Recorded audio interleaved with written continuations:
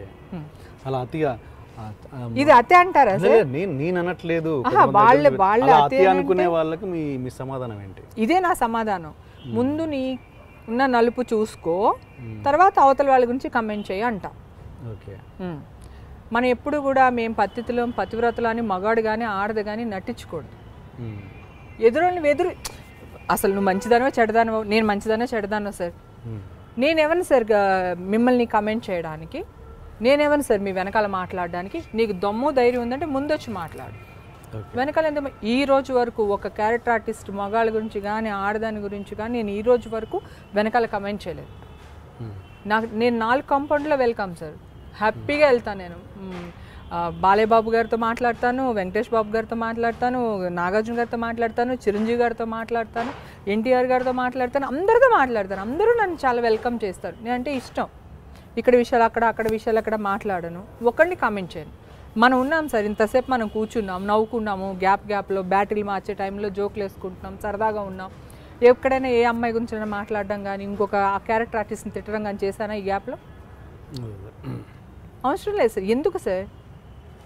నాకు టాలెంట్ ఉంది. ఒకళ్ళని తిట్టి నేను పైకి రావక్కర్లా, ఒకళ్ళ గురించి బ్యాడ్గా మాట్లాడి పైకి రావక్కర్లా.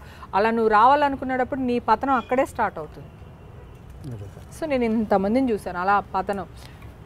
నేను 89లో ఇండస్ట్రీకి వచ్చాను సార్. నాతో ఎంతమంది క్యారెక్టర్ ఆర్టిస్టులు, ఎంతమంది హీరోలు, ఎంతమంది హీరోయిన్లు ట్రావెల్ చేస్తుంటారు కదా? వాళ్ళందరూ ఏరి నేనే ఎందుకున్నాను? నాలో ఒక మంచో ఏదో లేకపోతే ఇన్ని రోజులు నన్ను ఎందుకు సార్ ఉంచుతారు ఇండస్ట్రీలో? ఓకే కదా? సో నేను ఒకళ్ళ గురించి, ఒక అమ్మాయి గురించి కానీ ఒక అబ్బాయి గురించి కామెంట్ చేయను సార్. అదేలే. ఇంకొకళ్ళు కామెంట్ చేస్తే బయట వాళ్ళని, నా ముందు ఎవరినైనా వేరే అమ్మాయిని కామెంట్ చేసినా ఊరుకోను. అలాగే నా గురించి వాళ్ళు కామెంట్ చేసినా ఊరుకోను. నేను అడిగేస్తాను. అడిగినప్పుడు వాళ్ళకి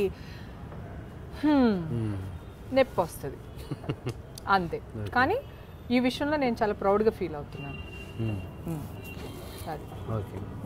నేను మాట్లాడుతుంటే గుర్తొచ్చింది, మీరు ఒక దగ్గర ఇక్కడ మోహన్ గాంధీ గారి సినిమా కంఫర్ట్ లేదని దాంట్లోంచి బయటకు వచ్చాను ప్రాజెక్ట్లోంచి అని చెప్పారు. కంఫర్ట్ అంటే?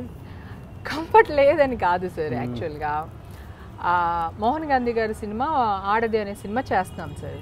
నేను అప్పుడే ఫ్రెష్గా ఇండస్ట్రీకి వచ్చిన కొత్తలో 2-3 సినిమాల తర్వాత 4వ సినిమానే ఏదో బాగా యాక్ట్ చేస్తున్నాము. ఆయన మంచి అంటే ఉన్న 4 ఫ్రెండ్స్లో నాకు ఇంపార్టెన్స్ ఇచ్చారు. సాంగ్, డ్యాన్స్, అసలు మనకి డ్యాన్స్ కూడా రాదు, అప్పుడే వెళ్ళాం ఇండస్ట్రీకి. అయినా కూడా మేనేజ్ చేసి డ్యాన్స్లు అన్నీ చేసేస్తున్నాం.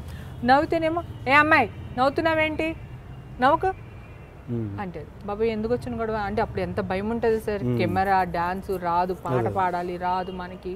అయినా బాగా చేస్తున్నాను. సింగిల్ టేక్లు అన్నీ ఓకే అవుతున్నాయి. ఆ అమ్మాయితో పాటు నేను చేస్తున్నాను. కొన్ని టేకులు తింటున్నావు, యాక్టింగ్ రాలేదు, వెనకాల నుంచి అంటే కూడా పర్వాలేదు. ఆడది అంటే రవలి ఎవరు? కాదు సార్, యమున గారు. యమున, ఓకే. ఆవిడ హీరోయిన్. సో చేస్తున్నాను అనమాట. అలా అన్నారు. సరే ఎందుకు వచ్చిన కూడా నేను సైలెంట్గా మాట్లాడకుండా ఉన్నాను. సాంగ్ జరుగుతుంది, చేస్తూ ఉన్నా. ఏంటి అలా ఏడు మొహం పెట్టుకున్నా, డబ్బులు ఇస్తాడులే ప్రొడ్యూసర్ అన్నారు. స్టార్ట్ అయిపోయింది సార్ నాకు. ఈ సినిమా ఎప్పుడు అయిపోద్దా అనుకున్నాను నేను. ఆ సినిమా అయిపోయింది. తర్వాత శ్రవంతి మూవీస్ రవికిషోర్ గారు, నేను ఆ సంగతి మర్చిపోయాను సార్, అసలు నాకు గుర్తు కూడా లేదు అసలు. నువ్వు నాకు నచ్చావుకి రవికిషోర్ గారు ఫోన్ చేశారు. ఆయన మోహన్ గాంధీ గారి సినిమాకి ఆయన ప్రొడ్యూసర్ అట అప్పుడు. మొన్న అది నువ్వు నాకు నచ్చే సినిమాకి పిలిస్తే నేను ఎంఎస్ నారాయణ గారు పక్కన చేయనండి అని ఫోన్ పెట్టేశా. ఇప్పుడు చూడండి, నా వయసు పెరిగిపోయింది. ఎంఎస్ నారాయణ గారితో వీళ్ళందరితో డబ్బు పెరిగింది, వయసు పెరిగింది. నాకు లేని వయసు నేను తెచ్చుకున్నాను బికాస్ ఆఫ్ వీళ్ళందరితో యాక్ట్ చేయడం వల్ల. అందుకని పెట్టేస్తే ఆయన పిలిచారు, ఆఫీస్కి పిలిచారు రమ్మని.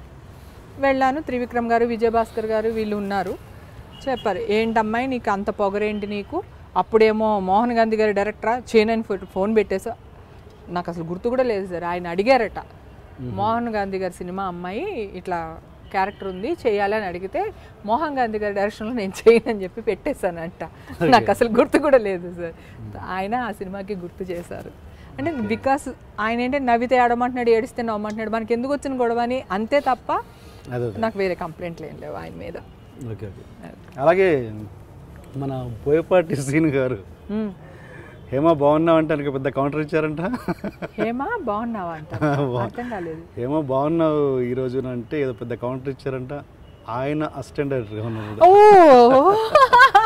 నాకు అసలు అర్థం కాలేదు, అదేంటి మంచిగా సినిమా చేసాం కదా నేనేమన్నాను ఆయనేమన్నారని కన్ఫ్యూషన్. అమ్మా ఇది ఎప్పుడు సార్, ఎప్పుడుదో ఆయన సినిమా స్టార్ట్ అయ్యే ముందు ఆఫీస్కి వెళ్ళినప్పుడు గుర్తు చేశారు. అన్నయ్య సినిమా చేస్తున్నాము, నేను సౌందర్యకి మదర్ క్యారెక్టర్, చిన్నప్పుడు ముత్యాల సుబ్బయ్య గారి దగ్గర అసిస్టెంట్ డైరెక్టర్గా పనిచేసేవారట ఆయన. ఆయన వచ్చి డ్రెస్ చాలా బాగుందండి అన్నారంట. అన్నానంటే ఇది నా దగ్గర చెప్తారేటండి, నేను మగాడినే కదా నా అమ్మాయి దగ్గర చెప్పండి అన్నానంట. నేను మగాడిని కదా నా దగ్గర చెప్పకండి అన్నానంట.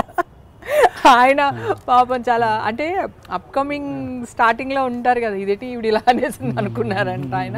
నాకు తెలీదు, రీసెంట్గా ఆ సినిమా స్టోరీ వినడానికి వెళ్ళినప్పుడు క్యారెక్టర్ ఇచ్చినప్పుడు నా క్యారెక్టర్ చెప్పడానికి పిలిచారనమాట. అప్పుడు ఏమండి మీరంటే వినయ్ విదయ రామకి ఏమండి మీరు ఇలా బెదిరించారండి నన్ను అని చెప్పి చెప్తా ఉన్నారనమాట. అమ్మో అది చాలా సంవత్సరాలు అయిపోయిందండి అసలు అది జరిగి. డెఫినెట్గా ఉంటారు, ఉండకుండా ఎందుకు ఉంటారు. సో అక్కడ వినోళ్ళు ఎవరు అని ఉంటారు. కానీ నేను కూడా షాక్, అవునా సార్ అన్నా. నాకు అప్పుడు అంత ఐడియా లేదు. కాకపోతే ఏంటంటే సార్, ఇండస్ట్రీలో మన ఇలా లేకపోతే ఎవరైనా ఏమన్నా అంటారేమో, ఎందుకు కొంచెం మనం రఫ్ అండ్ టఫ్గా ఉంటే మంజోళ్ళకి ఎవరు రారు. నేను తప్పు చేయను సార్, నా విషయంలో ఏమైనా తప్పు చేస్తే ఊరుకోను అంతే. అది కొంచెం అవతల వాళ్ళు జీర్ణించుకోలేకపోవచ్చు, అది నేనేం చేయలేను దానికి. అట్లా ఉన్నది ఉన్నట్టు మొహం మీద మాట్లాడేస్తాను. ఇలా ఇంత కెరీర్లో మీకు ఇలాంటి ప్రాబ్లమ్స్ ఏం రాలేదా? మీటూ లాంటి ప్రాబ్లమ్స్? నాతో మీరే అన్నారుగా హేమతో ఎందుకు నమస్కారం అని, ఇంకా ఇవి కూడా జరుగుతాయా కదా? అలాంటి ఏం లేవు కానీ సార్, లో ప్రొఫెసర్స్ అయితే వచ్చి ఉంటాయి కదా డెఫినెట్గా. ఇండస్ట్రీలో ఉన్నాం ఇన్ని సంవత్సరాలు, అట్లా ఏమైనా ఉన్నాయి తప్ప. నాకు మీటి గురించి అంటే కూడా నాకు ఒక విషయం, నేను మామూలుగా మా వాళ్ళతో రేపు పొద్దున ఇది విన్న తర్వాత నన్ను తిట్టొచ్చు మా ఆడవాళ్ళు కూడా చెప్పలేం. కానీ ఎప్పుడు ఇండస్ట్రీ వచ్చి నువ్వు తప్పు చెయ్యి, నువ్వు ఇలా చెయ్యి అని ఇండస్ట్రీ అనలేదండి. నాకు నచ్చి నేను రాజోల నుంచి వచ్చాను ఇక్కడికి. వచ్చి నా ఆకలి బాధ, నెల వచ్చేసరికి రెంట్ కట్టుకోవాలి, నెల వచ్చేసరికి నేను తినాలి, మంచి కాస్ట్యూమ్ వేసుకోవాలి, ఒక కార్ కావాలి, ఒక సెల్ ఫోన్ కావాలి. నా లగ్జరీ కోసం నేను తప్పు చేసి, నా కోసం నేను ఏదో చేసుకున్నాను, అది తప్పని కూడా నేను అనట్లేదు. నా కోసం, నా కెరీర్ కోసం మనం ఏదో చేసేసుకుని ఇప్పుడు మీటు వాడు నన్ను గోకాడు, లేదంటే వీడు ఇలా అన్నాడు, వాడు అలా అన్నాడు అంటాం కూడా ఎంతవరకు, అది ఇండస్ట్రీ గురించి వచ్చేసి చెప్పడం అనేది కరెక్ట్ కాదనిపిస్తుంది. ఇప్పుడు నేను ఉన్నాను, నా దగ్గర మాట్లాడడానికే భయపడతారు. నేను యాక్టింగ్ బాగా చేస్తాను, నాకు సినిమాలు తప్ప నాకు వేరే ప్రపంచం తెలీదు, వేరే ఏం తెలియదు నాకు. సో మన టాలెంట్ ఉండి మన గోల్ ఉండాలి. నాకు అమ్మ సపోర్ట్ బాగా ఉండింది, మనం కొంచెం ఫ్యామిలీ కూడా బాగా సెటిల్ ఫ్యామిలీ కనుక నాకు అవసరాలు కూడా రాలేదు. కాకపోతే వచ్చే వాళ్ళు ఏంటంటే, ఇప్పుడు కూడా నా ఫ్రెండ్ కూతురు వాళ్ళు వచ్చారు. నేను వద్దని చెప్పాను ఆ అమ్మాయికి, ఎందుకమ్మా ఇండస్ట్రీకి వస్తావు, మళ్ళీ ఇలా జరిగింది అలా జరిగింది అంటారు, అది ఇది అని.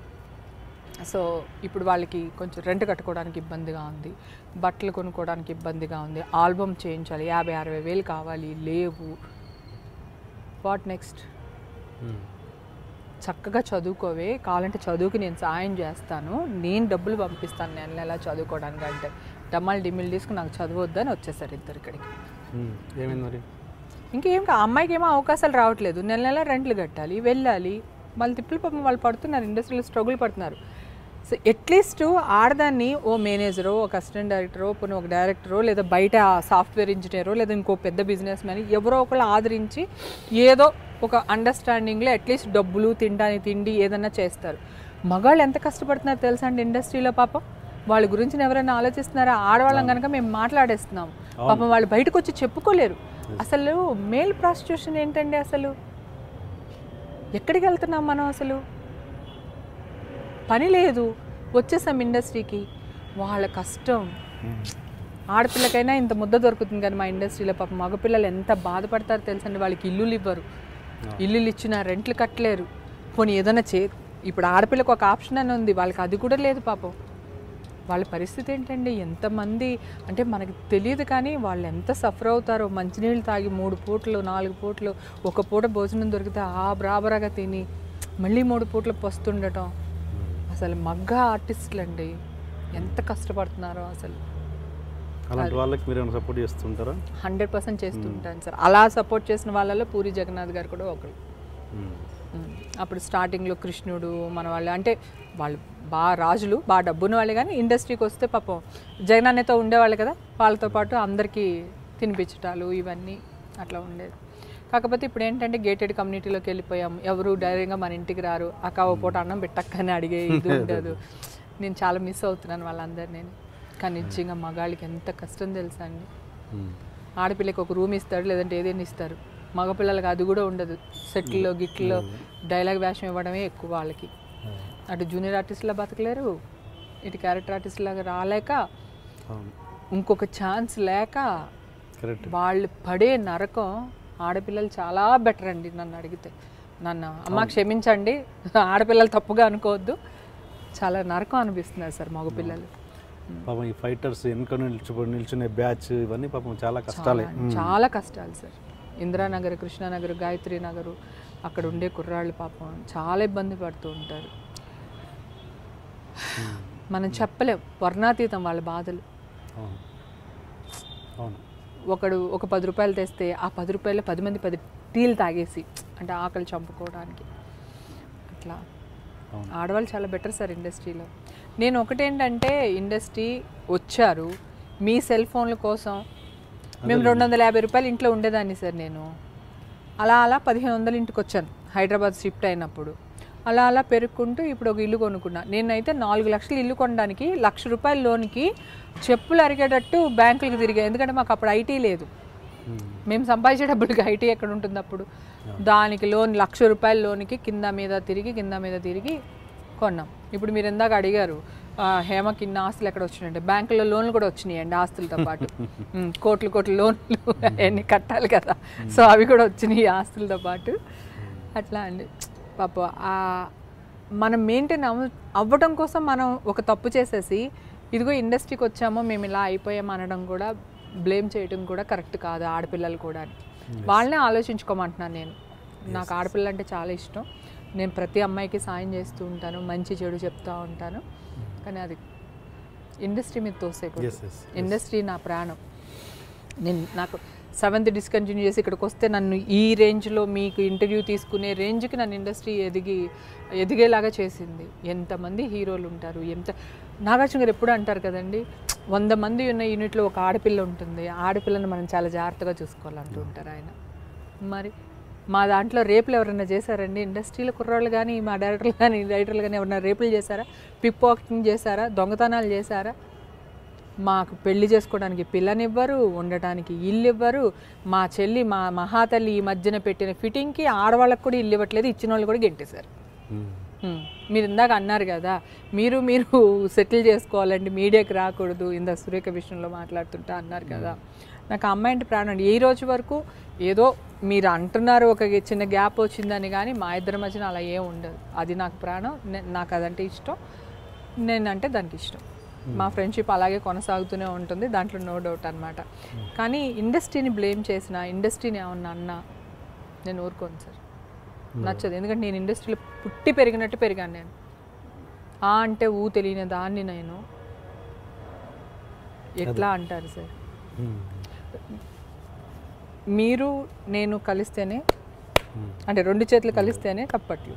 నాకు ఇష్టం లేదు. మీరు అడిగారు, మన స్కూల్ డేస్లో చిన్నప్పుడు, ఇప్పుడు 14 ఏళ్ళు 15 ఏళ్ళ అమ్మాయిలే లవ్వులు, అబ్బాయిలు లవ్వులు అని తిరుగుతున్నప్పుడు, ఒక ఆడ మగ ఒక చోట పనిచేసినప్పుడు, సో ఆ టాపిక్ రాదని ఎట్లా అనుకుంటాం సార్? వస్తుంది, నీకు నచ్చితే ఓకే అంట, నచ్చకపోతే ఓరా ఇరుగుద్దు నీకు అంటావు, అయిపోయింది కథ. వాడు వచ్చి నేను రేప్ చేయడాలు ఇట్లాంటివి ఉండవు కదా. సో ఇది ఎక్కడ లేదు అంటున్నాను. దీని ఇండస్ట్రీకే ఫోకస్ చేసి ఇండస్ట్రీనే ఎందుకు అంటున్నారు అనేది నా కంప్లైంట్. అదే ఓన్లీ గ్లామర్ ఫీల్డ్ కాబట్టి ఇందాక నేను ఏమన్నాను సార్, నా కూతురని తెలియనంతసేపు ఫ్రీ బర్డ్ సార్. నా కూతురని తెలిస్తే అన్నీ మళ్ళీ నూతిలో కప్పలాగా దాన్ని లోపలే పెట్టాల్సి వస్తుంది అని అన్నాను. మాకెందుకు సార్ ఈ తిప్పలు?